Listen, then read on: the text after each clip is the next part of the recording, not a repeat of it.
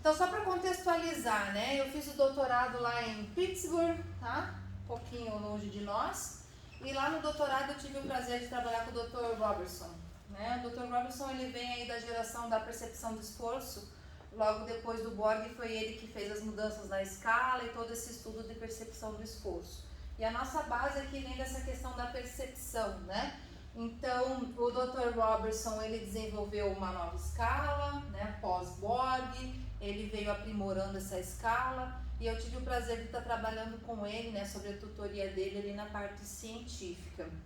Faz alguns anos, né, que eu voltei para o Brasil, mas vocês sabem as dificuldades que a gente tem dentro da universidade, então tem esse caminho que tem sido percorrido. Mas a história começou lá em Pittsburgh, tá? Com esse trabalho de percepção, focar em autorregulação e compreender esse processo, né, de autorregulação em atletas, tá? Nós já fizemos alguns trabalhos prévios. O primeiro trabalho foi feito lá em Pittsburgh mesmo, mas foi com o pessoal da universidade mesmo, né? Eles têm o costume de chamar os universitários para fazer as pesquisas, né? E então a gente não trabalha com uma população de atleta. E esse contexto que eu vou apresentar para vocês é bem interessante para os atletas, né? Na sequência, eu fiz um trabalho aqui com o ciclismo, professora de Romeu. Tivemos alguns dados prévios, encontrei com o Dr. Robertson em congresso para a gente conversar sobre os assuntos. Então, de 2010, quando eu retornei para o Brasil, até hoje a gente vem trabalhando com essa perspectiva, tá? O laboratório, né? Começamos aqui no Neoville com um laboratório com uma infraestrutura menor. Esse foi o primeiro trabalho que eu falei para vocês com o ciclismo. Tinha algumas limitações aqui, um rolo, né? Não é um rolo maravilhoso, com potencímetro. Então aqui nós tivemos algumas limitações nos primeiros trabalhos sobre autorregulação com os atletas, tá? Na sequência, aí vocês vão conhecer depois que nós finalizarmos o laboratório atual, que a gente já tem... Vai rodar? Vai rodar. Hoje a gente está com a esteira laboratorial, o analisador, né, metabólico, então para análise do consumo de oxigênio. Então hoje a gente está com uma estrutura um pouco melhor, que vai nos dar dados mais precisos. Então agora o foco saiu da bicicleta, do ciclismo, né? E o nosso foco é nos corredores. Tenta passar. Ele está tentando carregar. Tá. Pois não. Era só um trator que a gente avaliou esses dias aí. Sim, Foi um tratorzinho, né? Tratorzinho chamado Patrick? Mas então, gente, qual que é o histórico, né? Teve uma publicação lá com população não atletas, depois nós viemos para cá tentando reproduzir isso com o ciclismo, em parceria com o professor Adir. Infelizmente os dados foram bons, mas nem tantos devido aos nossos equipamentos. E hoje a gente pode desenvolver pós-pandemia, aí vem pandemia, então estamos retomando agora o trabalho, tá? Dentro disso, né, qual que é a missão do laboratório, qual que é o pensamento, então, aqui no Laboratório de Fisiologia do Exercício, e eu mesma me coloco nessa situação, a gente procurar promover conhecimento por meio da aplicação da ciência. O que eu quero dizer com isso? Não ficar só dentro do laboratório. Então, como que eu posso dar dados para vocês que vocês venham utilizar lá fora, né? A pesquisa interna do laboratório, ao meu ver, não tem tantas serventias assim. Então, essa aplicação aqui, a gente tem um método científico, é pesquisa, é mestrado, porém, como que a gente pode daí trazer resultados que sejam importantes para vocês lá fora, tá? E sempre com excelência, então, né, acho que vocês conhecem o Cássio, né, sabe do comprometimento dele, da minha parte também, muito comprometido com o que estamos realizando. Muito bem. Rapidamente aqui, né, nós estamos hoje numa fase 1 do estudo, na sequência a gente vai ter uma segunda fase, aqui só trazendo algumas metas de quantas pessoas nós estamos buscando, tá? Uma amostra maior aqui para homens, em torno de 60, né, e 30 mulheres, tá? Na segunda fase a gente diminui um pouquinho, aqui vai envolver um outro procedimento que daqui a pouco o Cássio vai explicar, então eu vou deixar para ele, mas por isso que se reduz. Então, uma das coisas que nós precisamos é o auxílio também de vocês para captar esses indivíduos, né? Quem que está colaborando com o nosso estudo? Então, aqui mais diretamente ligado comigo, né? Lá estou eu, o seu André, ex-mestrando, agora está indo para o doutorado com o professor Sérgio Gregório na Federal. Aqui a Meg, uma ex-mestranda minha, né? Também já finalizou. O seu Cássio, né? Que está fazendo mestrado. Temos outros colaboradores, né? O professor Sérgio, da Universidade Federal, ele foi meu mentor durante o mestrado, então a gente continua sempre trabalhando em parceria. Daiane, que tem nos ajudado bastante aqui em várias questões técnicas. O professor Leandro, né, também um potencial aqui mestrando futuramente, creio eu. Tá? Tem outros também que têm participado, Daniel tem participado do nosso grupo de estudo, Caio, então, Paulo, né? Então também tem outros colaboradores aí. Tá? E vamos ao que interessa, né? Ok, então falando de autorregulação agora, né? Mudando um pouquinho aqui o foco da conversa. Creio que o Cássio falou um pouquinho para vocês, né? Que o nosso estudo é focado nessa autorregulação, na percepção. O que a gente entende por essa autorregulação, tá? É importante, né? Então a gente está definindo isso como a capacidade que cada indivíduo possui em perceber a intensidade do esforço por meio dos sinais que o corpo está emitindo para o sistema nervoso central, decidindo como e quanto um ajuste no movimento necessita ser realizado para atingir uma meta ou um objetivo e assim se tornar mais eficiente ou mesmo evitar falhas, tá? Então, só lembrando, né, a gente lá na educação física, no curso, muitas vezes a gente se atém lá a alguns sensores, né, como o fuso muscular, órgão tendinoso de Golgi, mas não são só esses sensores que nos trazem informação. Tem temperatura, tem pressão. Então, o que é a percepção? É captar esses sensores, tá vindo a todo momento, eu preciso filtrar as informações e aí tomar uma decisão. Então, perceber o esforço, perceber a intensidade é um processo ativo. Eu tenho que querer. Provavelmente vocês estão me ouvindo, né, concentrados, né? Vocês não estão ouvindo que o carro está passando na rua, mas o sensor está ligado. Então, eu tenho que querer perceber os sinais. E isso é algo bem importante, né? Sentir é algo passivo, a gente sente, os sensores estão ligados, a gente percebe isso a todo momento. Mas perceber, eu preciso me concentrar, preciso ter foco, né? Então, a partir desses sinais que o corpo está emitindo para o sistema nervoso central, o nosso intelecto vai filtrar essas informações do momento atual e das experiências prévias. Então, a memória também é importante, né? O que nós já passamos, o que nós temos de acervo de informações, e a partir de todas essas informações, aí eu faço uma tomada de decisão. Tomada de decisão, eu tenho que ainda efetivar o gesto motor, tá?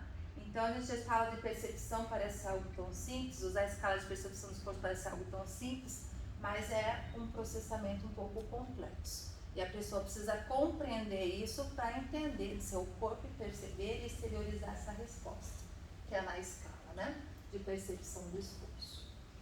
Então, a gente está querendo entender esse processamento, tá?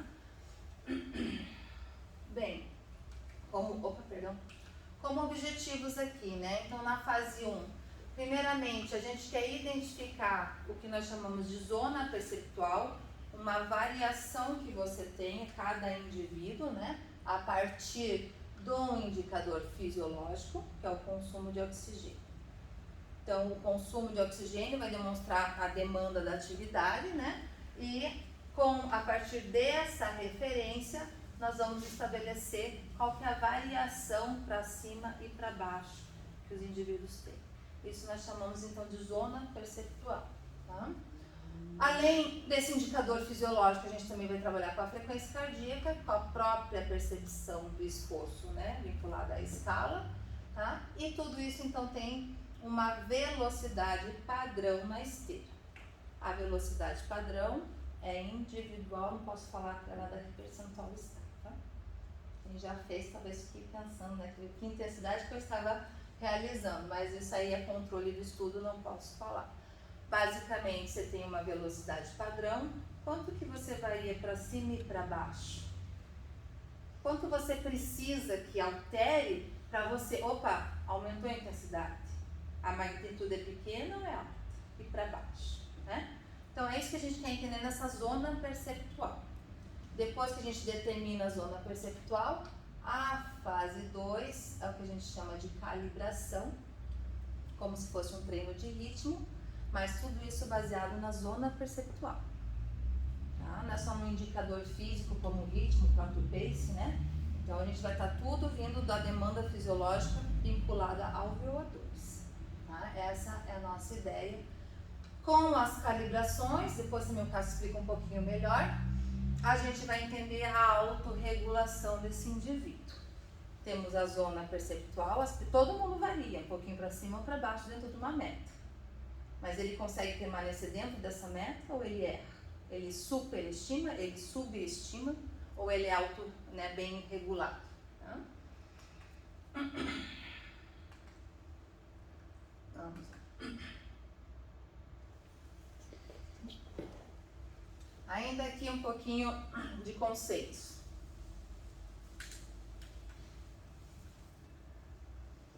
Bem, falando de autorregulação, aqui a gente está falando sobre isso, né? O que vocês vão ter de informações com isso, tá? Então, a hipótese que nós temos aqui no estudo, atletas mais experientes, com mais acervo de informações, com mais tempo de prática, com mais rodagem, possuem uma maior percepção do seu corpo, uma maior consciência do seu corpo. Consequentemente, se você conhece o seu corpo, você percebe o seu corpo, você realiza ajustes de forma mais acurada, né? E isso melhorará daí a performance em si. Falando na prática, tá? Com esses dados, isso vai auxiliar na questão de monitoramento, mas com uma ferramenta de baixo custo, porque a escala de percepção de esforço é imprimir, né, no máximo classificar, então é um baixo custo, tá? A precisão em cumprimento de metas, então muitas vezes, né, vocês podem estipular um ritmo baseado em atletas de elite, não, aqui a gente está dando um dado individualizado, né, essa meta individual para os seus clientes, para os seus atletas, tá? Essa situação, né, de autorregulação, ela é aplicável em várias modalidades. Vocês viram, a gente fez um trabalho com o ciclismo, agora estamos com corredores, então a autorregulação tem muitas modalidades que a gente pode ainda trabalhar. E a questão aqui é a autonomia do treino, né? Então, lembrando lá, o princípio de treinamento, por exemplo, de variabilidade, temos que variar os treinos. Se os teus clientes estão mais conscientes, têm essa meta individual, eles podem ficar mais livres, você direcionar o treino para outros contextos, evitando monotonia, por exemplo, né? Então, aqui também é outra vantagem desse nosso estudo, né? Para o estudo, então, tanto homens quanto mulheres, a idade aqui de 18 a 60 anos, essa idade é bem ampla, porque nós queremos entender o efeito da idade ou da experiência sobre essa zona perceptual, sobre a autorregulação. Temos aqui uns limites, né, uns critérios em relação ao tempo, né, de prova, né, tanto 5 quanto 10 quilômetros. E temos também uma rodagem mínima aqui de 500 quilômetros nos últimos 12 meses. Isso depois a gente passa para vocês certinho, tá?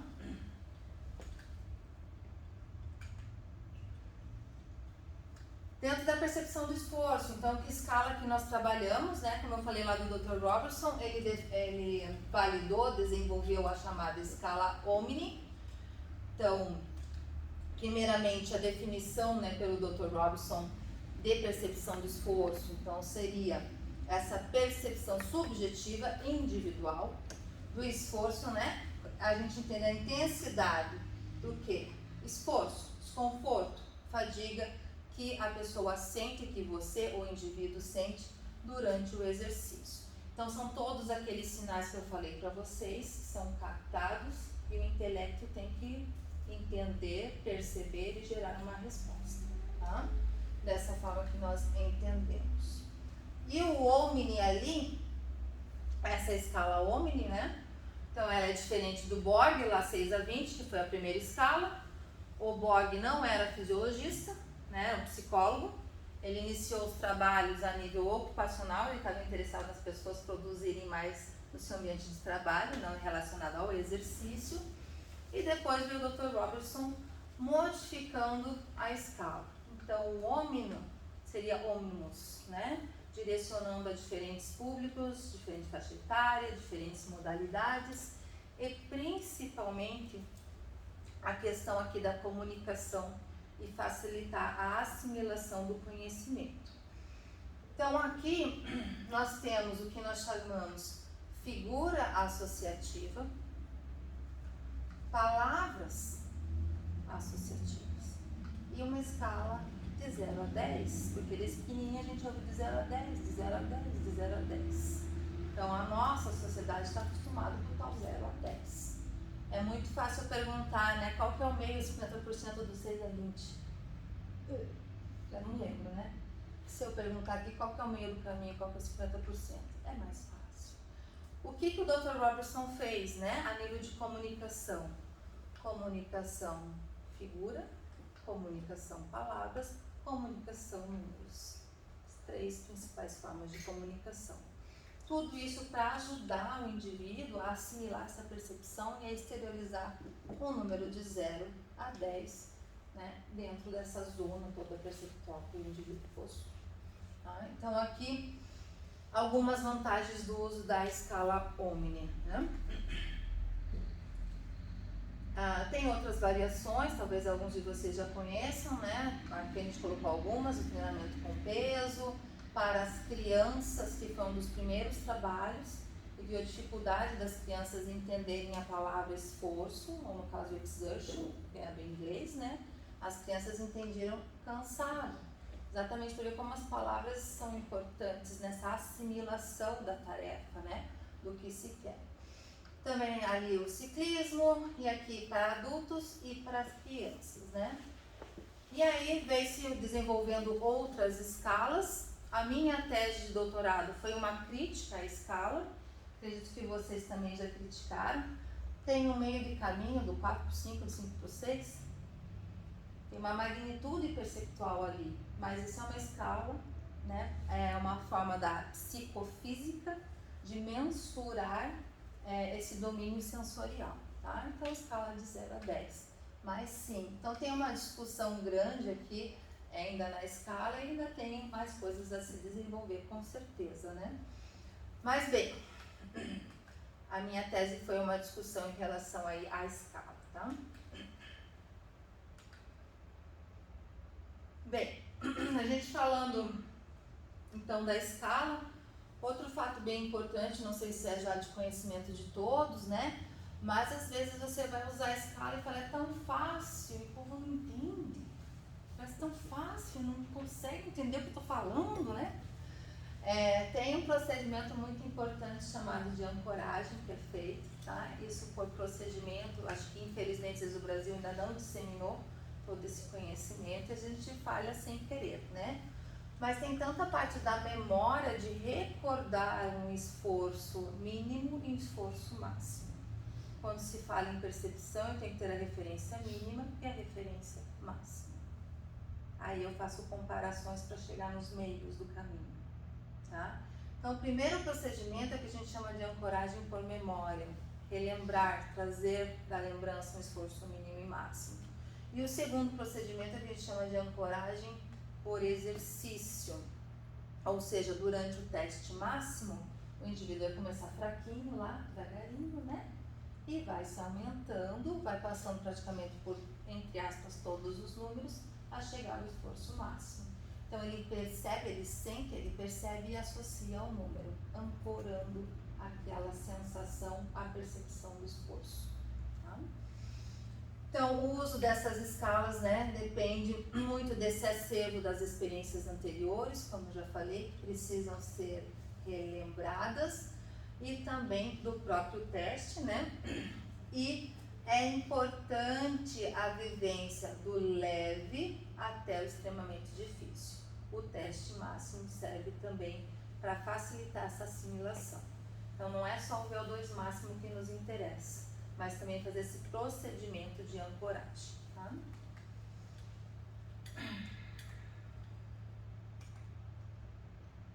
Bem, aqui nós vamos entrar um pouquinho dessa parte do protocolo, então eu vou passar para o Cássio dar continuidade.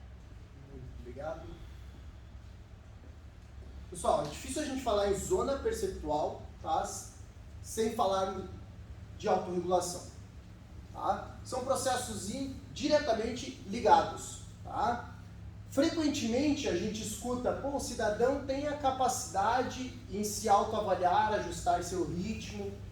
Sim, é o que nós acreditamos também, né? E talvez o que nós ouvimos até agora, vocês até coloquem em prática, tá? No entanto, é com base em quê? Então nós estamos falando em zona perceptual na seguinte situação: o quanto esse indivíduo tem de capacidade de processar essas informações e se ajustar durante o treino. A gente fala de treino de ritmo, a gente fala de pace por quilômetro, a gente usa hoje ferramentas tecnológicas que eu particularmente acho muito viáveis. No entanto, vejam, não é uma crítica, uma reflexão que eu levanto agora. Será que a gente não está tirando a capacidade natural do atleta? E essa capacidade natural é nós, treinadores, darmos uma meta a ele diante de uma carga talvez produzida no teu planejamento e ele cumprir o mais próximo possível do que você determinou. Só que para que isso aconteça, nós temos que saber o quanto esse indivíduo está variando. Não quebrou, tá tudo bem. Tá tudo certo. Quanto esse indivíduo está variando. Então, o nosso estudo, ele é uma novidade no seguinte sentido: nós estamos descrevendo a zona perceptual de cada indivíduo. Porque não adianta eu ter um indicador fisiológico, por exemplo, frequência cardíaca, não adianta eu ter só o indicador fisiológico se ele não se conhece. E a autorregulação, ela é extremamente dependente dessa zona perceptual. Então, em tese, eu não posso dizer 100%, lógico que os primeiros seria até demais, né, professor? Porque nós temos um estudo ao qual ela também participou, né?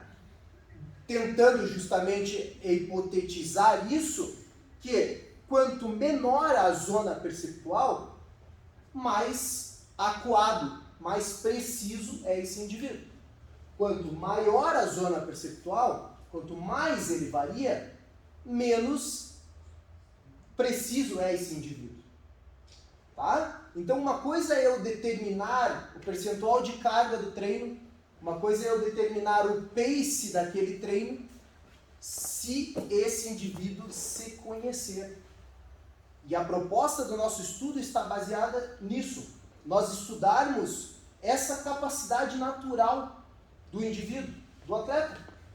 E não tentarmos tirar isso dele. Vou deixar de usar o monitor? Vou deixar de usar o GPS? Não estou falando isso. Mais uma vez, eu sou a favor do uso da tecnologia.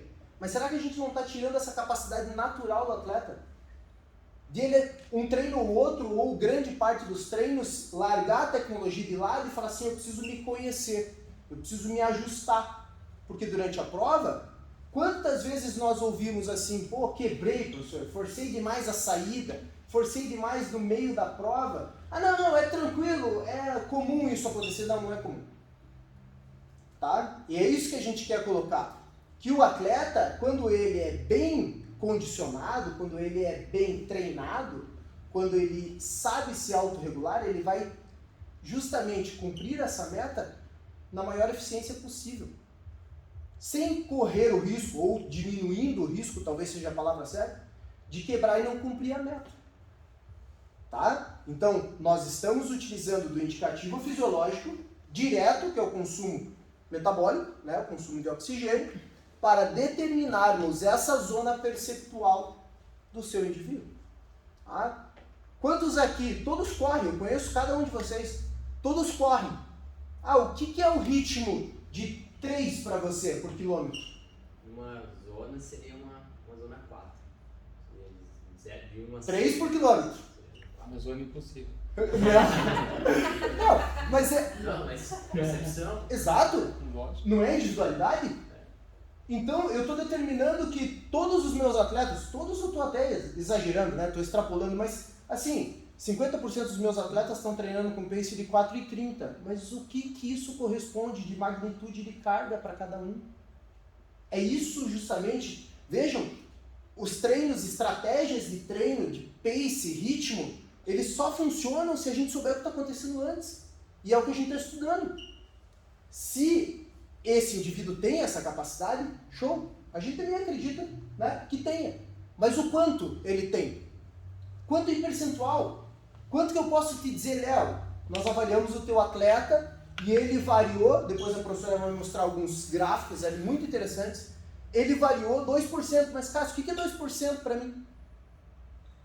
Se eu não falar para ele e não der uma referência, ele vai falar, cara, o que eu faço com esses 2%? Daí eu vou falar assim, Léo, 2% dentro do nosso estudo de 0 a 5, esse atleta é excelente. Opa! Prescrição baseada no tempo, ou na frequência cardíaca direta do VO2, se vocês quiserem, com o limite dos 5%, 10%, daí é a estratégia de cada treinador. Mas nós estamos dando parâmetro, pessoal. Nós estamos dando dados, nós estamos fornecendo dados para prescrição. Não é mais um achismo, tá?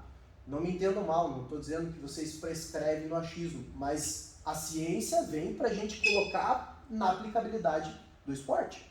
E baseado na demanda fisiológica. Exato. Né? Porque é ela que vai mandar, né? Se o cara vai quebrar ou não. Então, quanto que você realmente está precisando? Quanto que está demandando Exatamente. aquela tarefa, aquele esforço, né? Esses dias no nosso grupo nós trouxemos um artigo muito interessante, né? Que não vou contar o artigo, mas o contexto era assim, avaliar os corredores saindo do seu primeiro quilômetro dos 10 e dos 5, 5% abaixo do seu tempo, melhor, 5% acima e 10% acima. Quem que chegou com o melhor tempo? 5% abaixo, ou seja, saiu mais forte no primeiro quilômetro. Os 5% que saiu mais fraco ou 10% que saiu mais fraco? 5% mais fraco. Então a gente sabe que esse negócio de sair 100% mais forte não funciona para todo mundo. Mas se eu não sei a minha zona perceptual, se eu não me conheço, eu não me autorregulo. Tá? Então é justamente nessa tecla que a gente está batendo. Quando eu liguei pro Léo, eu falei, Léo, a gente vai fazer um café e tal. Qual foi a tua... Você lembra da tua frase? Deixa eu pensar. Acho que não. Não? Acabou de ter filho. Tá perdido. Tá perdido. Ele falou assim, pô, Cássio, muito legal, porque eu frequentemente fico escutando, mas se periodiza dessa forma. Não foi isso? Se periodiza daquela forma. Não sei quantos de carga, mas assim, a ciência não nos mostra a aplicabilidade. Daí a gente tem que ficar tentando trabalhar com o que a gente está acostumado a sentar em dados, em fórmulas e livros e, né, e eu, por exemplo, que nem eu tenho as minhas fórmulas da minha cabeça, assim, que se aplica para o meu grupo. Eu tenho certeza Exato. que o Murilo faz isso, ele faz isso de acordo com o grupo dela, né? Então, acho que é uma coisa que, quanto mais a gente conseguir padronizar entre aspas, né, um produto que se consiga aplicar. Aplicável, lógico. Então, claro. Engraçado que eu comecei utilizando, eu não sabia esse termo ancoragem, mas eu já faço principalmente para os iniciantes, que eu não tenho referência nenhuma, eu nunca dou dados, nem uso frequência, eu não uso nada. Eu peço simplesmente para ele me dizer qual é, a gente usa DX1, 2 e 3. E ele, durante um tempo, eu falo, você tenha paciência, que eu vou descobrir qual é o seu ritmo através dos dados que ele vai me passando. E isso pode demorar 3 meses para uma pessoa, porque ele me passa os dados completos. Como quem é mais disciplinado, eu consigo encontrar um pouco antes, mas eu nunca tinha imaginado um estudo em cima disso que vai, nossa, outro nível de excelência. Então, assim, é estudarmos a individualidade, né? Pô, a gente vem escutando desde a faculdade, individualidade biológica, tá, mas e agora é o momento da gente saber onde aplicar. Cada um de nós tem uma capacidade em flutuarmos, digamos assim, tá? Na zona perceptual, para cima ou para baixo, né? Diante dessa percepção da demanda, percepção do esforço físico, tá? Mas quanto é de cada um e o que isso corresponde? Tá? Então, na nossa pesquisa, nós estamos considerando de 0 a 5 excelente, de 5 a 10 um padrão moderado, né? E acima de 10, não vou usar a palavra ruim, né? Pouco percebível, talvez seja a palavra certa, porque a gente também não considera isso um erro, pessoal. Isso é importante a gente ressaltar. A gente não considera que a pessoa está errada. Ela não tem essa capacidade, mas ela pode desenvolver, ela não assimilou isso. Tá? Por quê? Porque talvez não tenha sido estimulada. Deve ser cognitivo da infância. Sabe? Sim. Pode ter ocorrido desde a infância, mas no momento em que nós poderíamos estar interferindo, que é o aprendizado, o início de cada um, nós já introduzirmos isso, que existe essa capacidade e como fazer. Não adianta também eu sair falando para vocês que, ó, a autorregulação todo mundo tem a capacidade. Beleza, Cássio, como é que eu vou autorregular? Aí que vem o X da questão, tá? Então nós falamos um pouco sobre zona perceptual e vou mostrar aonde nós estamos e aonde nós queremos chegar do nosso estudo, tá? E aquele só naquela amostragem, só para não perder o que eu ia falar aquela hora, o tempo de um ano ali, que vocês colocaram 500 km para um ano, né?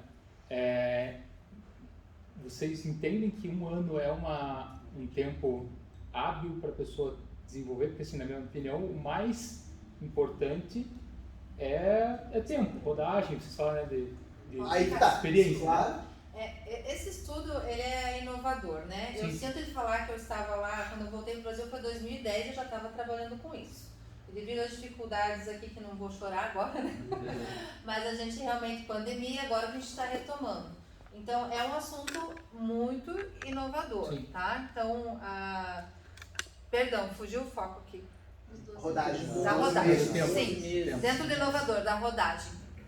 A gente precisa de uma faixa etária de 18 a 60 anos, a gente precisa de uma rodagem grande, precisamos de pessoas que não são tão condicionadas ou não tenham tanta experiência, exatamente para concretizar os achados. Que a experiência faz diferença, que a rodagem faz diferença, que a idade faz diferença, ou não. Ou não, tá. Eu acho que é interessante, quem foi?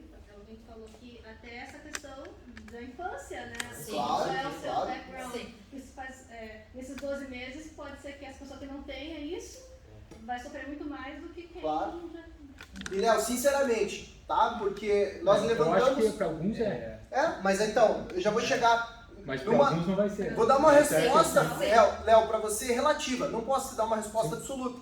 O pensamento nosso foi o seguinte. Bem, outra pesquisa utilizou 12 meses como parâmetro, tá? Mas não significa que 12 meses esse cara está em contínuo treinamento. Sim. Daí eu levantei para a professora, eu falei, professora, eu acho mais produtivo se nós nos basearmos por uma rodagem.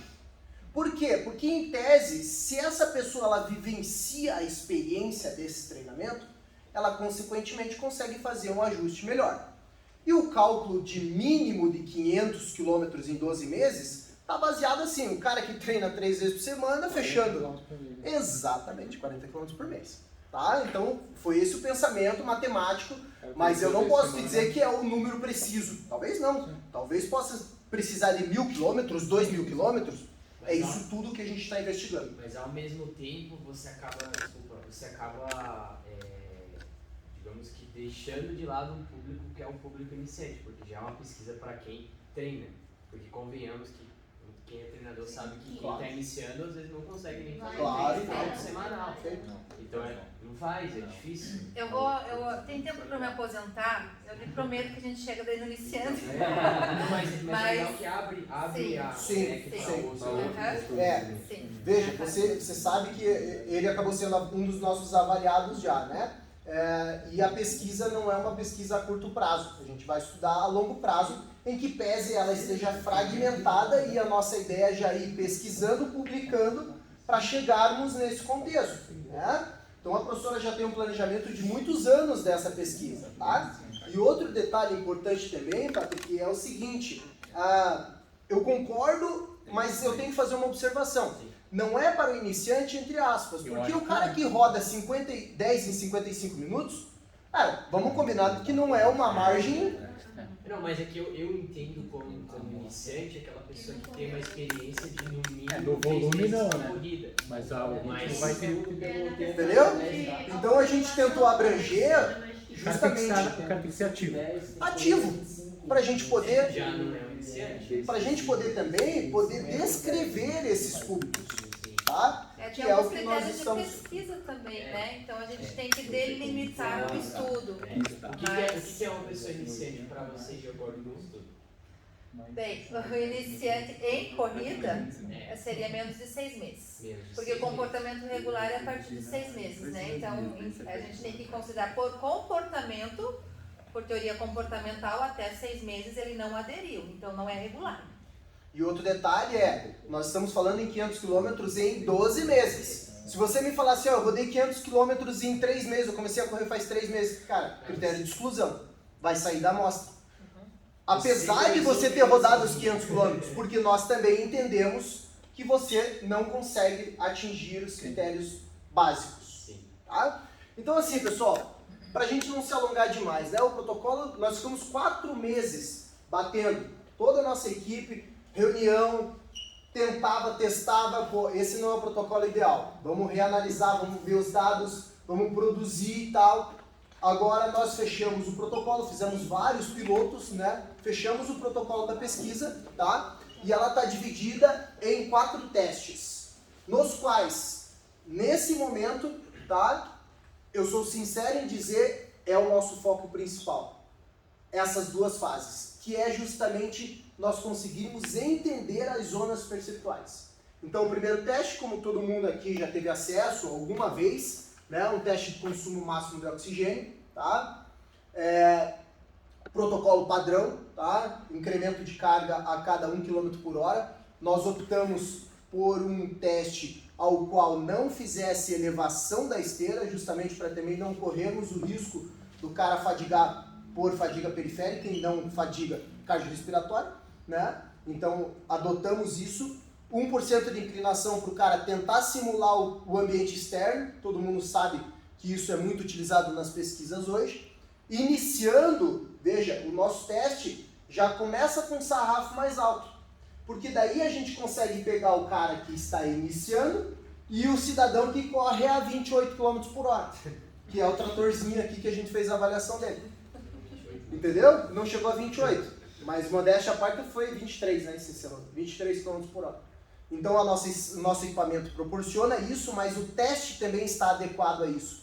Então a gente consegue o consumo máximo de oxigênio de uma faixa da amostra muito grande. Tá? Então esse é o primeiro teste. Teste básico, né? Usando sempre a escala de percepção como forma de auxílio, né? A esse indivíduo poder perceber o esforço que está sendo feito. Tá?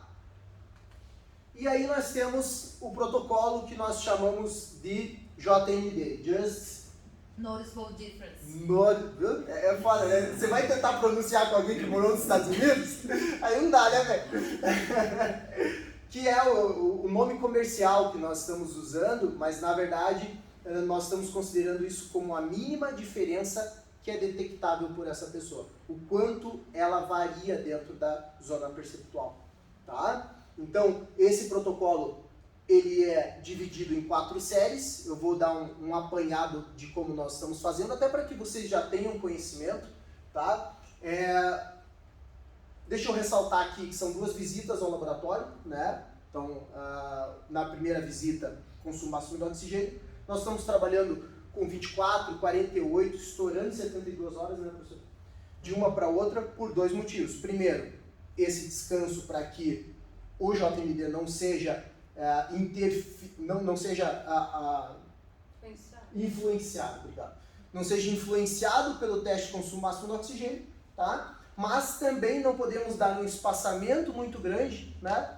Para que essa pessoa também não esqueça, né? Nesse mecanismo de ancoragem que ela já começa fazendo lá no teste de consumo de oxigênio, tá? Então a gente tenta trabalhar dessa forma, beleza? O teste, ele é dividido, como eu falei, em 4 séries de 5 minutos, né, com 5 minutos de intervalo. Nós temos aqui 1, 2, 3 que já fizeram o teste, né? Baseado no percentual. Quem souber o percentual, a gente pede assim, ó, humildemente, não fale para ninguém. Tá? Um ou outro já sabe porque nós acabamos conversando sobre os dados desses avaliados. Mas isso interfere, tá? Nós tomamos cuidado, pessoal, até nas palavras que nós usamos nas instruções, porque às vezes uma palavra inadequada, o cara vai ficar fazendo cálculo no momento em que ele está sendo testado. Tá? Então a gente cuida justamente com tudo isso. O conhecedor da fisiologia, né? Que a gente já testou colegas que têm conhecimento e aí tentou entender o que está acontecendo no teste e aí não dá certo. Sabe? Você tem que focar na sua percepção do esforço. Então a gente precisa do indivíduo ali concentrado, percebendo o esforço, tá? Então na primeira e terceira série é o que nós chamamos de série padrão. Ele vai rodar 5 minutos numa velocidade X, que é esse percentual do teste de VO2, tá? Ou seja, 70, né? Você tem ali ele rodando num percentual baseado no teste de esforço dele, tá? E daí nós temos ali na série 2 e 4, tá? A série que ele vai se perceber e vai fazer os ajustes necessários, tá? Então é isso que a gente busca. Nessa série 2 e 4, damos todas as instruções. Damos tempo para esse indivíduo se perceber. No momento em que ele se percebe, ele vai processar todas esses sinais fisiológicos, né?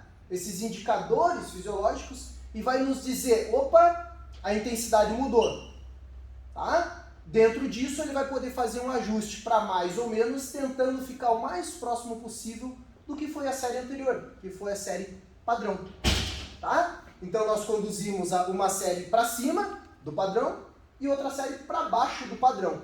Só que ele tem que se perceber. Aí a gente está calculando o quanto ele varia na zona perceptual, quanto ele flutua na zona perceptual. Tá? Então esse protocolo que eu falei que nós ficamos 4 meses estudando, em todos os momentos ele visualiza a escala de percepção do esforço para que ele realmente 15 entenda anos estudando tudo isso. quase, né? Vamos corrigir isso. 4 meses para chegar nesse, né? 15 anos para chegar nesse. Agora nesse. Ele a todo momento ele visualiza a escala, tá? E outro detalhe é que nas séries 2 e 4 e nas séries 1 e 3, ao final dela a gente coleta a PSE justamente para termos uma noção de tudo o que está acontecendo. Indicadores de frequência cardíaca, percepção subjetiva do esforço e a todo momento analisador de gases para entendermos a demanda metabólica. Tá? Então eu dei um pouco mais de ênfase porque essa fase aqui para nós é o que está ocorrendo e é nesse momento a mais importante. Daí vocês vão perguntar, pô Cássio, beleza, eu sei o percentual, mas e o que a gente vai fazer? Aí nós convidamos esses avaliados, tá? Porque ele vai ter que conhecer a zona perceptual, para ensiná-los a se calibrar. Tá? Que daí vem a fase 2 do estudo, que é a calibração e a produção. Na calibração, esse indivíduo vai correr por 15 minutos, tá? com um feedback constante nosso, né? Dizendo a ele, ó, você está acima da meta, você está abaixo da meta, você está dentro da meta, tá? Baseado sempre no volume, no VO2, né? O volume do consumo de oxigênio dele, tá? E percepção do esforço, ok?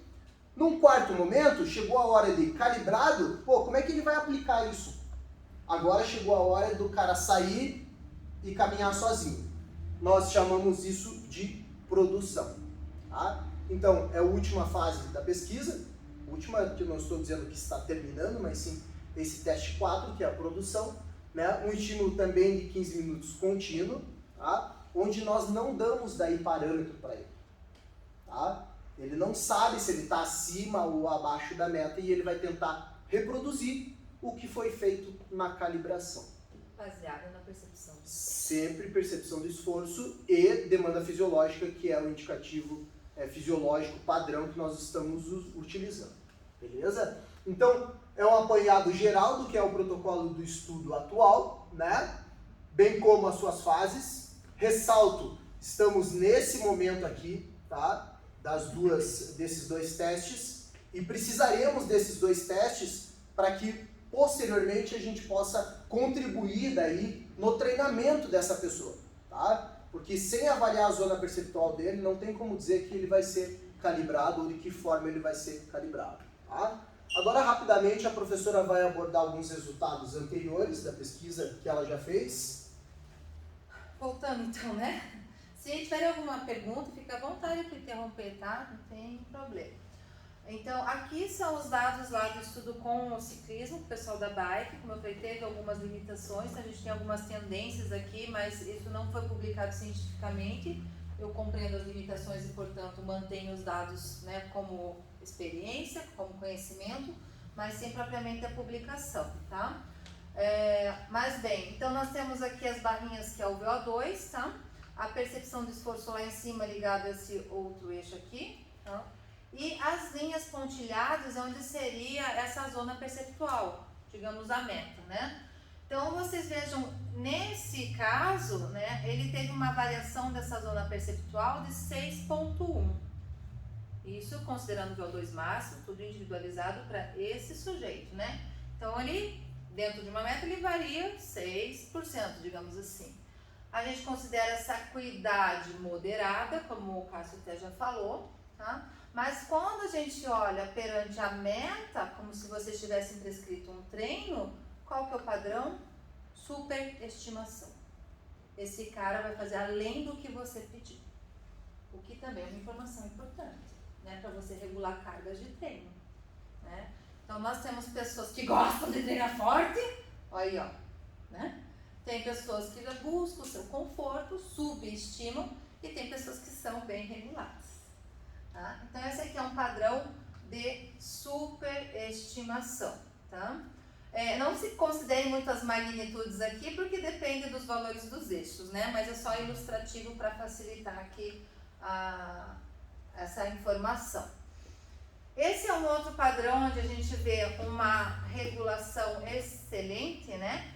A gente tem uma variação um pouquinho maior, então a zona perceptual dele tem uma magnitude maior que a anterior, varia em torno de 9%, a gente ainda considera moderada, tá? Mas estão lá as linhas pontilhadas mostrando essa meta, né? E vejam que aqui o início está, entre aspas, aquecendo, digamos assim, né? Mas ele consegue, né, ser um sujeito regulado perante a meta prescrita. Então, que bom, né? Se você tem um atleta desse, sabe que você prescreveu, ele vai ficar redondinho ali onde você solicitou. Esse caso, a gente teria que pensar em fazer ele perceber melhor, ter mais consciência do seu próprio corpo e melhorar. Não foi aquele aquecimento ali dos 2 primeiros minutos que jogou para a variação maior? Não. Aqui então, perdão, desculpa. Essa variação vem do teste 2. Esses dados que eu estou apresentando já é com o teste 3 e 4. Tá? Então, perdão aqui minha falha, né? Então, a variação 9.1 é determinada lá na zona perceptual teste 2, tá? Na sequência, ele vai rodar os 15 minutos e aí nós vamos verificar como que ele produz. 9%, assim, numa média, tipo, é quase 1 km por hora de diferença, né? Se você parar pra pensar. Tipo, uma pessoa que corre a 13 km por hora, a variação é entre uma um variação teste e o outro, da percepção dele sobre a velocidade que ele está. Lembre que esse aqui também está tudo em relação ao VO2 máximo dele. Isso já tá? é considerada moderada, né? Sim. Porque não é tão... Sim. Pô, se você parar pra pensar e prescrever o treino, é uma diferença. Exatamente. Matematicamente falando, Concordo. treinamento é matemático. Sim, Concordo. Matematicamente falando, é uma diferença. E é bem interessante. Um dos melhores atletas, que eu não vou falar quem é a pessoa, né? Mas uma pessoa que esteve fora e competindo, foi uma pessoa que se dedicou apenas ao esporte e não levou a sua educação aí para frente, né? A formação formal. Foi o que variou mais. E é uma pessoa muito regulada. Então a gente tem que entender esse processamento. Então esse estudo está dando início a essa compreensão, né? Então, também creio que durante as coletas e com tudo que a gente for resgatando aqui de informação, né, e coletando, vamos ter ainda outras questões aí a responder, tá? Veja agora, né, uma variação aqui, ó, 2.4, tá? Então, a zona perceptual dele é pequena. Qualquer oscilação da intensidade modificou, ele já consegue perceber, né? Então, mas isso, na psicofísica, o que nós chamamos? Ele tem uma acuidade perceptual excelente. Ele percebe, é uma coisa. Ele se regula, é outra. Tá? Vejam de novo aqui, né? Um padrão de superestimação. Então, apesar dele conseguir perceber pequenas variações, ele também tem um padrão de jogar lá para cima. Pessoal, um ponto interessante que nós também estamos observando, né, é o seguinte: os atletas mais bem treinados, eles têm mais dificuldade em reconhecer o aumento da carga, tá, do que a redução. Tem sido mais rápido a percepção quando nós diminuímos a intensidade do exercício do que quando nós aumentamos. Então a gente faz a relação que o quê? Os atletas mais bem treinados, eles permanecem em treinamento supralimiar por mais tempo, né? Ou com outras demandas fisiológicas maiores. Ciclos com percentuais de carga maior, então eles conseguem fazer o quê? Quando a carga diminui, a intensidade do exercício diminui, ele rapidamente percebe. Só que quando sobe, não, porque o cara está tão acostumado a levar paulada, tá, que ele tem essa dificuldade. É uma coisa que nós estamos percebendo também. E rapidamente, por uma discussão que nós tivemos até na hora do almoço, né, o Paulo, né, estava ali analisando os dados e tal, e eu falei para ele, ó, percebam o seguinte: a gente às vezes acha que treinar abaixo, né, da sua capacidade, é tranquilo, está treinando abaixo. Abaixo o consumo e a demanda é tão grande quanto treinar acima. Então o que a gente quer chegar? Chegar e mostrar para que assim, ó, você tem uma variação disso e você tem que estar sempre treinando, ou, né, na maior parte das vezes, próximo à sua variação. Porque se você treinar ou competir abaixo, a sua demanda é maior, tanto quanto treinar ou competir acima, porque a sua demanda também é bem alta. Só para frisar um ponto assim, faz uns 4 anos que eu venho estudando minha própria metodologia de treino. Daí depois de conhecer algumas coisas também. E algumas coisas que eu percebi foi justamente o que ele falou dos alunos. Ele tem dados, algumas pesquisas entre os alunos, a questão do treinamento. O treinar em intensidades mais baixas. Então, a evolução é mais rápida do que fazer o aluno treinar em intensidades mais altas. Porque os alunos normalmente são iniciantes e intermediários, pelo fato da rotina deles, quando você faz com que eles tenham intensidade mais alta, você gera uma fadiga maior. Então, hoje, o meu método de treino é mais focado em treinar em intensidades mais baixas, calculando em cima de zonas de intensidades, levando em consideração até mais a Z4 e Z3 do que a Z5. Porque eu utilizo o teste dos 12 minutos submáximo. Então, percebo muito isso, principalmente pelo fato de rotinas. Então, questão de estresse de rotina. Isso também é muito inteligente da sua parte, porque você vai favorecer a aderência. Né? Atividades que nós nos sentimos mal, a gente tende a não repeti-las. Então, primeiro, eu falo muitas vezes assim, o efeito crônico, ele só vem se você aderir. Então, às vezes, você começar com um contexto fisiológico, sou fisiologista, gente, né? Não é o melhor resultado. Às vezes é melhor você trazer uma zona um pouco menor para que essa pessoa vá ganhando condicionamento e ganhe gosto também pela atividade. E o resultado lá na frente vai vir. Então a gente tem que saber também essa dose de acordo com o perfil, né? Tem pessoas que gostam do desafio, tem pessoas que não. Então a gente também tem que entender essa situação. E esse é um ponto dos atletas de alto que você estava falando, porque eu acho que a competitividade vai ser maior. Ele não quer nunca baixar os testes, acredito que interfira bastante. Com relação ao condicionamento físico do atleta, né? Pega um atleta mais bem condicionado, ele tem um range de trabalho entre cada zonas maiores. Então, teria que ver quanto de velocidade a mais você estaria colocando para que fosse percebido. Por conta da zona desse atleta ser maior do que o atleta que está mais descondicionado, que qualquer alteração ele perceba. Então, talvez o condicionamento do atleta tenha que ser levado em consideração para ser feito a adaptação do percentual de sobrecarga para ele conseguir perceber uma carga. Sim. Se for uma velocidade X específica, 2 km por hora a mais, às vezes ele não percebe, por conta ele está dentro do range da frequência cardíaca dele, não altera, ele ainda está dentro daquela zona fisiologicamente com o mesmo consumo, talvez, de oxigênio. Sim. Então, por isso não percebo, só... O que nós não fizemos ainda, porque demanda um pouco mais de tempo, né? Mas na sequência nós faremos análise também pelo limiar. Foi algo que eu fiz na publicação lá de Pittsburgh, mas era a nível recreacional, já conta aqui o resultado disso, mas a gente também determinou pelo limiar ventilatório, para ter esse padrão também, né, de quem seria mais condicionado ou menos, e ver se tem mudanças aí nessa zona perceptual. Uma coisa interessante também, vinculada a essa pesquisa que foi com os universitários lá, foi o efeito oposto que o Cássio acabou de falar. As pessoas para baixo, quando diminuíam, né, elas não percebiam, tá legal. Subiu um pouquinho, meu Deus, para com esse negócio. As pessoas descondicionadas, o processo inverso. Ao contrário. Então, só que é tudo muito novo, como eu falei, a gente tem só um estudo que foi publicado, depois se vocês quiserem eu posso compartilhar, encaminhar para todos, né? Foi um estudo com essa amostra de universitários, não eram atletas. E a gente está vendo um padrão diferente. Então, a gente está vendo hipóteses, estamos discutindo e com certeza tem muita coisa ainda a ser discutida. Para os condicionados também, não sei se vai interferir, a questão de medo de cair da esteira. Nos meus clientes eu peço muitas vezes para treinar na rua, Sim. porque às vezes tiros e coisas assim eles não conseguem, eles têm medo disso. Se eu estiver do lado como personal, Sim. eles vão fazer. Agora, senão, eles têm, enfim, uma insegurança de aumentar e depois não saber como parar. Esse estudo em Pittsburgh a gente fez na bicicleta, né? Então era mais tranquilinho, digamos. Mas é interessante, são questões que às vezes se a gente pegar as pessoas, né, ainda não tendo experiência com a corrida, poderiam ter essas limitações.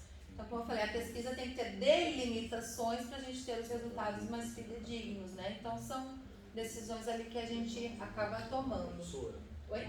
Claro. na verdade, uma reflexão até do que o Felipe falou aqui, duas coisas assim que vem lá do RTS também, eu fiz alguns cursos com eles.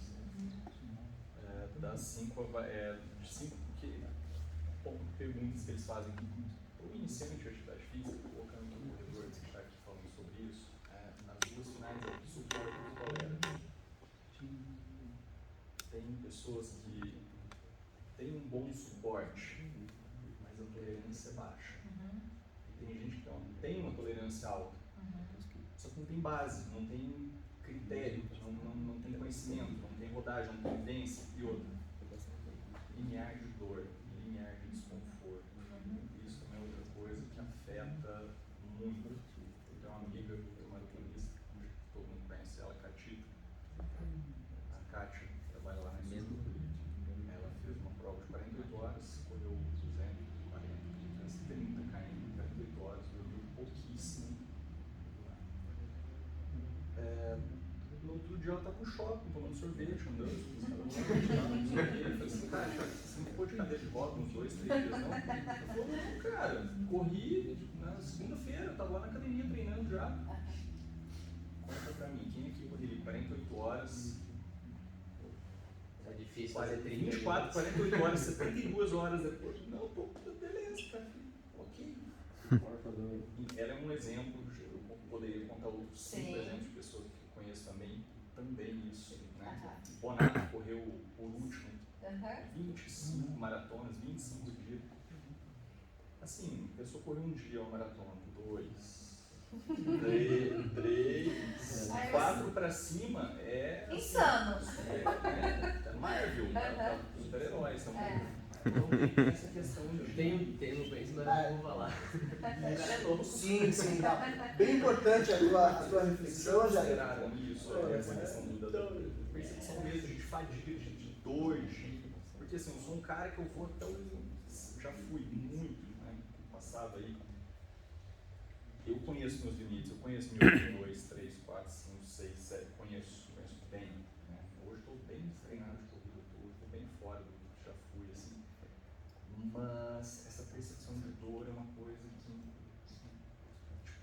eu não faria. Não pode 48 horas nem de ciclismo, nem de corrida, nem de coisa alguma. Eu não conheço, eu sei como que funciona. São padrões psicológicos, sim. Eu falo bem em sinceridade. Eu adoraria ter um psicólogo. Eu já tive um mestrando que era da psicologia, né? Fiz questão, porque a minha área colateral de estudo foi na área comportamental durante o doutorado, né? Então, não só o Dr. Robson ali na parte da percepção, mas também estudei a parte comportamental. Então, o ideal, né, se eu pudesse, era ter um psicólogo para fazer a testagem de perfil psicológico. Isso eu te digo. Isso seria realmente maravilhoso. Mas aí a gente acaba barrando e não faz a pesquisa, né? Então, não sei te dizer até que ponto teria essa influência. Quem sabe na sequência, né? Hoje tem um ex-aluno meu que se formou em educação física, está interessado em retomar, e ele se formou em psicologia. Então, estamos ali conversando um pouco, quem sabe a gente vem agregar. E os testes específicos mesmo da psicologia, só um psicólogo pode aplicar, né? Então, complica um pouquinho por isso. Mas eu concordo plenamente, né? A gente tem vários fatores que podem influenciar. Temos que lembrar também que a percepção do esforço, ela deve captar todos esses sinais, essas informações. Então, quando eu exteriorizo ali do meu 0 a 10, eu estou captando. O que o seu cognitivo faz, né? A gente tem um monte de informação, então pensa literalmente em um filtro. São várias informações que estão vindo naquele momento e da minha memória, da minha recordação. Qual caminho eu vou trilhar, qual a tomada de decisão e vou efetivar o movimento, né? Então essa questão intelectual, cognitiva é muito interessante, né? Mas aí a gente barraria que eu estudo, tá? Então vamos ver se a gente descobre Uma alguma observação que eu queria fazer, só para complementar aqui, Felipe, já que dou a palavra, já é a seguinte, né? Nós discutimos muito isso também, tá? E nós temos que também, como treinadores e principalmente pesquisadores, nós temos que saber diferenciar o que é percepção e o que é sentimento. E sentimento é algo que a gente não está avaliando, não está dentro do campo, tá? Do objetivo do estudo. Nós estamos avaliando o que é percepção, que é justamente esse desconforto, essa fadiga, mas o que está dando essa percepção ao sujeito são os indicadores fisiológicos, tá? Que daí você está falando de demanda metabólica, você está falando de frequência cardíaca, você está falando de acúmulo de lactato, né? E recuperação pós, sabe? Então, aí sim. Diferente do cara que dia seguinte ele falou assim, hoje eu não estou bem para treinar, mas eu não sei te dizer se eu não estou bem emocionalmente. Então é algo que nós não estamos avaliando, está fora do nosso panorama de estudo, pelo menos no momento, uma outra linha de pesquisa, né? Uma outra linha que daí a gente está falando até de teleantecipação, que a pessoa tentar fazer esse controle por sentimentos é algo que a gente não está avaliando. Tá? Então foi muito bom, bem colocado do teu ponto de vista,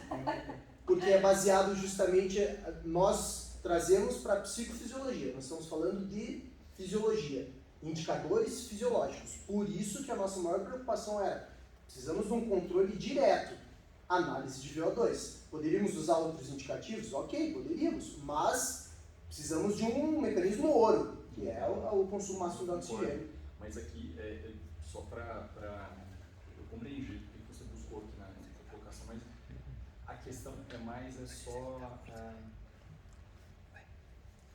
perceber ou não perceber, porque eu creio, tem pessoas que não percebem. Sim, mas é isso mesmo que nós estamos falando. Então, tem tudo isso aí, tem toda essa variação aí, metabólica e tal, mas no fritar dos ovos, cara, esse aqui queimou e esse não, é o mesmo fogo. Exatamente.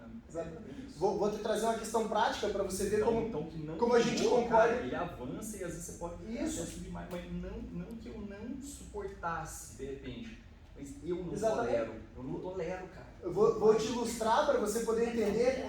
A gente já viu isso em alguns testes, né, do que já foi rodado, e esperamos que vai acontecer outras vezes. Nós manipulamos o estímulo do aumento até certo ponto, do protocolo, né? E o cidadão está ali e tal, e ele simplesmente não percebe. E a velocidade da esteira está aumentando, ele está com a demanda fisiológica maior, e ele está ali sem sinalizar. Você olha assim e fala assim, cara, como é que esse cara não percebeu?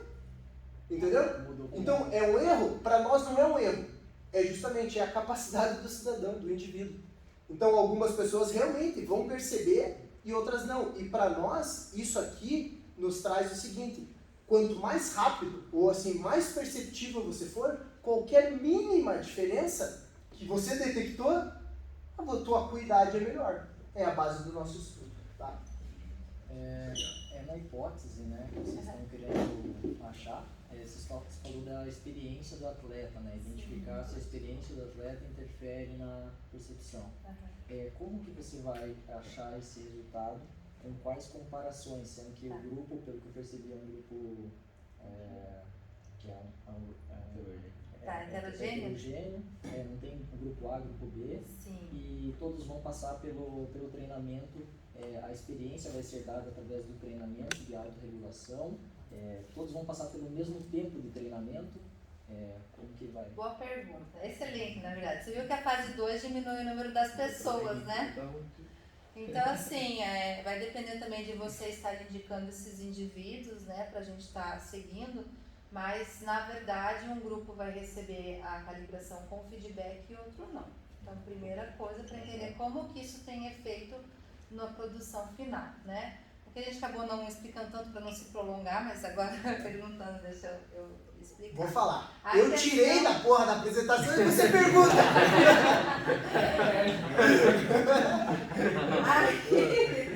Não foi? Foi.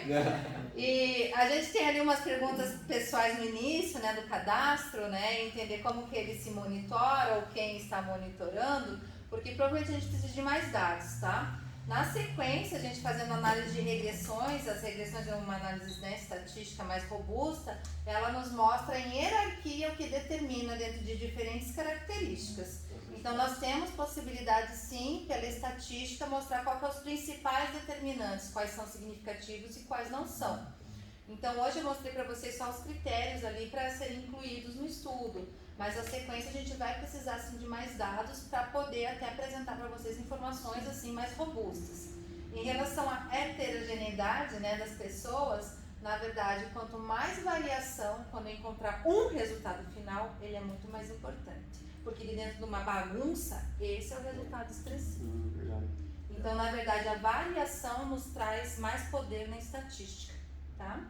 Então, por isso que hoje a gente está com uma faixa mais ampla ali, isso é proposital mesmo, isso é critério científico nosso. Tá? Entre os extremos existe uma média, né? Existe o que acontece mais em comum. Né? Patrick, você não ia perguntar alguma coisa? Não, já foi. E desculpa, a Jader também, os padrões ali a gente entende que tem a questão de manutenção de foco, concentração. Eu, sinceramente, eu descarto um pouco o afeto, que os filhos do Sérgio nem eu me escutem, né? Porque o Sérgio ainda está trabalhando muito com a valência afetiva, né? Mas é uma coisa que eu, particularmente, já tirei das minhas pesquisas. Eu acho que a escala é muito pobre, perdão falar isso, né? Mais 5 menos 5, acho que não mostra toda a gama desse afeto que a gente está tentando expressar. Então, particularmente, eu tenho críticas aí bem severas ao instrumento de avaliação sobre afeto, tá? Relação de prazer e desprazer, e diria a de dor tem umas escalas melhores, mas aí eu volto a defender a percepção de esforço no sentido de que você vai estar captando esses sinais, e se a dor for mais forte no filtro, a dor vai fazer diferença para você exteriorizar a resposta, entendeu? Professora, comentário, assim, porque eu acho que apesar de todas as sugestões, assim, né, Claro, fica à vontade, são sempre boas, pertinente. né, são ótimas, né, a gente sabe das dificuldades no Brasil, né, você com certeza percebeu bem essa diferença, falta de investimento e tudo mais, né, mas eu acho isso tudo maravilhoso, assim, sério mesmo, eu tô, assim, tipo, muito até animado, assim, porque eu achei muito interessante. Eu vejo uma tendência, eu acho, um pouco até pós-pandemia, das pessoas começarem a se ouvir mais, né, até se afastar um pouco da tecnologia, porque acho que a gente já está num ponto que a tecnologia assim está fazendo mal para as pessoas. Então acho que, cara, fantástico, assim, fantástico mesmo, parabéns, muito legal. Eu vejo assim, eu mesmo particularmente uma experiência assim, eu tinha um pouco a noção assim, né, indo pro profissional, assim, a galera controla muitos dados no triatlon, você vê lá tipo os watts, potência, tudo controladinho. Mas esses tempos eu estava falando até com um triatleta ex-profissional, assim, teve ótimos resultados, nível assim, até sul-americano. O cara falou assim, né, falando sobre isso com ele, é muito controladinho mesmo, todo treino, seguindo ali, né, as zonas de intensidade. Ele falou, cara, não. Ele falou assim, que você dormiu mal, brigou com a namorada, você, cara, você vai lá, faz força, faz o teu melhor. Usa a tua percepção de esforço, esquece os dados.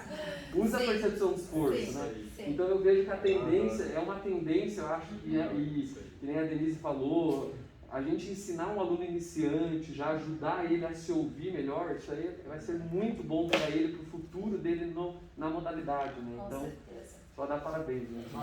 Me deixa fazer uma analogia que a gente conversou na hora do almoço, eu fiz até para ilustrar para o Paulo, né? Cara, não adianta você ter o melhor carro do mundo, o mais caro do mundo, e você dizer ao motorista assim, ó, você vai girar entre 5.000 e 8.000 RPM. Você não pode sair disso. Mas o cara não sabe dirigir. Aí eu perguntei por que os homens associam o carro. Isso não é verdade? Então, se ele não se conhecer, não conhecer o equipamento, não conhecer a máquina dele, entendeu? Não tem como ele reproduzir nada. Sim. Por fim... eu passei ele o último, né? Era um gráfico similar, mas só para mostrar para vocês... eu sempre fiz questão ali, né, no mestrado trabalhei com idosos, foi bem confuso entregar os resultados, mas eu procuro sempre estar entregando os resultados. Agora é mais fácil, né, o Zap ajuda todo mundo, mas a gente vai entregar então um relatório de resultados para vocês, tá? Então isso é comprometimento nosso, a gente vai tentar fazer, alguns foram testados, a gente estava esperando a palestra hoje para daí poder liberar, né, depois dessa conversa, mas assim já na semana seguinte a gente quer estar liberando os resultados. Com dados do teste de VO2, eu não vou abrir aqui, a gente deixa pequenininho, mas até o comportamento, né, durante o teste, tá, de consumo de oxigênio e frequência cardíaca. Aí os dados da zona perceptual, facilitar para vocês uma associação com a escala Omni, né, escala de percepção de esforço, perante aquela zona perceptual, qual que é esse indicativo, né. Então a gente vai estar fornecendo isso, uns comentários gerais ali, né, para poder também dar esse feedback para vocês, até uma forma de agradecimento pela colaboração de todos, tá?